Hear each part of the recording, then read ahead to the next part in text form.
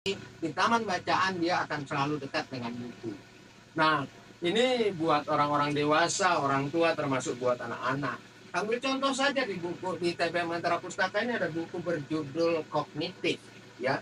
Kognitif yang dia membahas di dalamnya ada banyak hal ya, cerita bergambar, bagaimana mengelompokkan jenis, mencari benda, lalu kemudian dia juga bicara tentang panjang pendek, bahkan dia bicara tentang sama dan tidak sama, bahkan bicara tentang berat dan ringan dan sebagainya.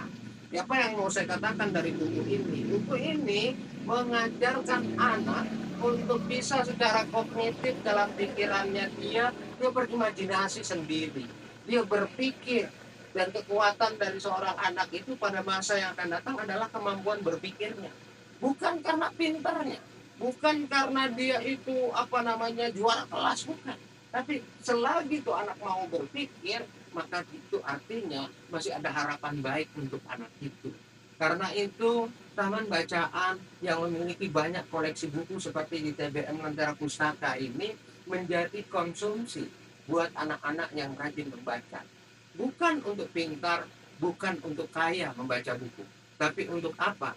Si anak akan bisa memperkaya dirinya dengan kreativitas, dengan imajinasi yang sesuai dengan potensi yang dia miliki. Karena buku-buku yang dibaca itu pasti buku yang disenangi oleh dia, buku yang dipilihnya. Tentu tiap anak itu berbeda-beda. Karena itu saya mengajak para orang tua, ibu-ibu, bapak-bapak, dimanapun berada, ajak anaknya ke taman bacaan. Atau suruh ke taman bacaan. Antar dia ke taman bacaan supaya dia lebih akrab dengan buku. Jangan akrab dengan gadget.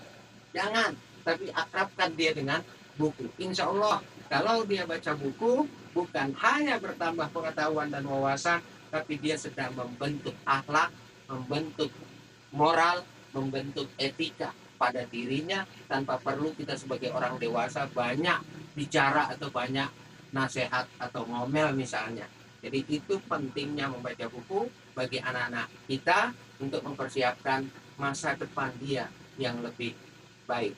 Saya kira itu pentingnya literasi dan taman bacaan. Semoga berkenan dan bermanfaat. Salam literasi.